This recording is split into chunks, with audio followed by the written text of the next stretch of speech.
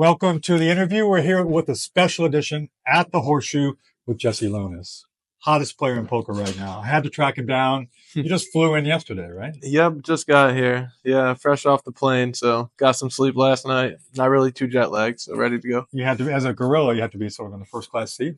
Yeah, I had to get the first class. We slept the whole way. It was nice lay down.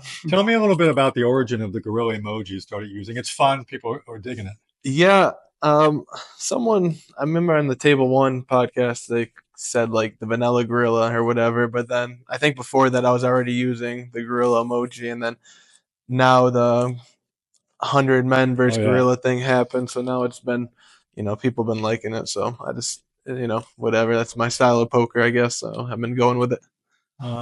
Your confidence at the table. I was talking to Lefty, who works on your team, that you walk into there, you have a great table presence. Does that come from your background? We've read it. You started very humbly, and now you're just really rising up in poker, and people love your content, watching you play.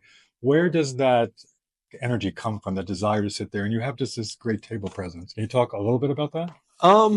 Yeah, I mean, I think it comes from probably competitive sports background. Just being able to play under pressure and kind of thriving for that pressure. And then when you're in it, you're pretty comfortable with it if you've been used to it. And yeah, I say, poker compared to life is pretty easy. So, all of us deal with real life situations that are way tougher than a card game. So when I'm playing it at the end of the day, I know it's a lot of money, but I separate it and it's just a card game. Yeah, that's true. And I've read your motivation is your family. You really. Yeah, for sure.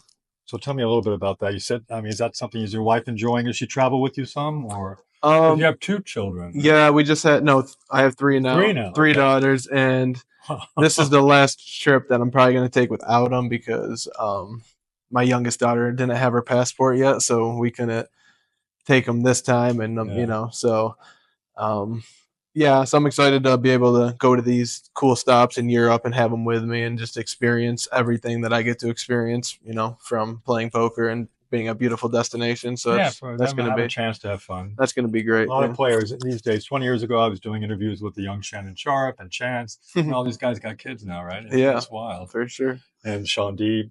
So a few questions we've been asking everybody for this WSOP. What are you most excited about here at the WSOP this year?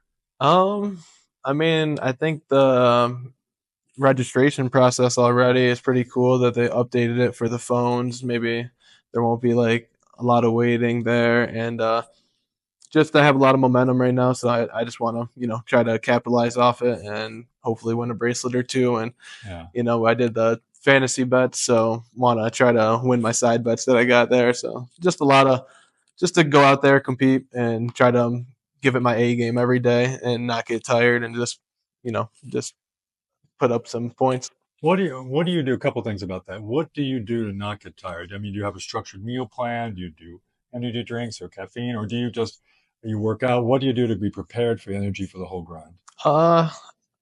I honestly, I just try to get some good sleep at night, and luckily my wife during this time especially, she really lets me get my sleep, and that helps a lot. And I eat Nobu every day, so it's a lot of fish and just salads. I actually think that helps, because it's all kind of healthy, just meats, fish, and salad. I try to only eat one meal a day usually. I like to fast during the day just to keep my mind sharp all day, and maybe some fruit in the morning if anything. And just watching what you eat, and just luckily I have ADHD, so I use it as a superpower where I can just lock in every day because my brain doesn't stop working anyway. So it's kind of poker's like a mental masturbation for your brain. So it's, So we were there at the 25,000 draft yesterday. What team, and I was so busy over here, what team picked you? I had my own team actually. Me and Ryan Reese did it. We've been doing it for the last couple of years, and he really wanted to get me, and we knew that there was more teams this year, so we seen that all the other guys were going for 120, a lot of people that are going to play the same schedule. And so I was on the plane actually when he was doing it, so I had no idea. My phone died and I didn't have service, and after he told me he bought me for 103, and I was like, Oh, whatever. And Renlin really wanted to get me too. He said I guess he bid me up really high, and then we end up getting me. So yeah, I'm excited to be on my own team just so I can, that's really cool. yeah, more pressure and So you're yeah. gonna play a full schedule then, pretty much. Yeah, we're gonna go. Yeah, Do we're you have a gonna favorite event that you're looking forward to? probably the half and half Yeah, 25K a lot of people say that. PLO. Yeah. Yeah, that'll be fun just because it's high stakes. I think it'll get a lot of just random. It's just an exciting tournament. I feel like, and the So main event. I always love the main event. That's like the one where I really, I've only played 4 of them, but 3 of them I've done pretty well, and I just like to really lock in and give it my all for that one, especially. very So, cool. So I've asked to everybody, if you had to pick one player, who would you give and swap 5% with for the whole series? um, this year, hmm, I don't even know. That's a That is a hard tough question. one. I'd have to think really deep. um, probably a guy like Alex Foxen because I think that when the highest buy-ins are going to happen, he's going to play really Right. good, and you're probably going to have the most upside with a guy like that. He's going to, give it his all in those big buy-ins, and yeah, me and him, we kind of play a similar style in a way, so I always respect his game. So probably him.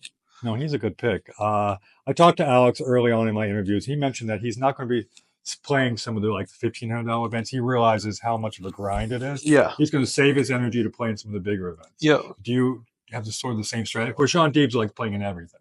What's your strategy that way? No, like I said, I have ADHD, so I wake up every day kind of like, Like, what am I going to play? yeah, I'm ready to go during the summer. It's and I'm only 29 still, so still in my 20s. So I can 29. I think I'm all right for a couple more years. My energy feels good, so I'll be grinding every day pretty much. I think you'll be okay. So, a couple quick last things. You just won 2 events, especially the main event Yeah. at the Triton. So, why so hot? I mean, what do you think you're doing?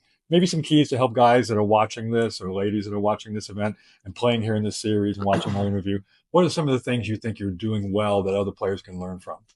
Um, I think I'm just not falling into the mold that all these guys kind of, not all of them, but a lot of people are playing like very similar. Mm-hmm. So I think exploiting that is kind of what I'm doing now. Everyone seems to be way more studied, so you kind of got to find a way to beat the robots, as I like to say. So, just doing things different, trying to do my own style, and just constant aggression, but trying to be controlled at the same time. Very cool. We appreciate your time today. Good Yeah, luck in the events, man. thank you. Yeah, Thanks for stopping by. yeah, for sure.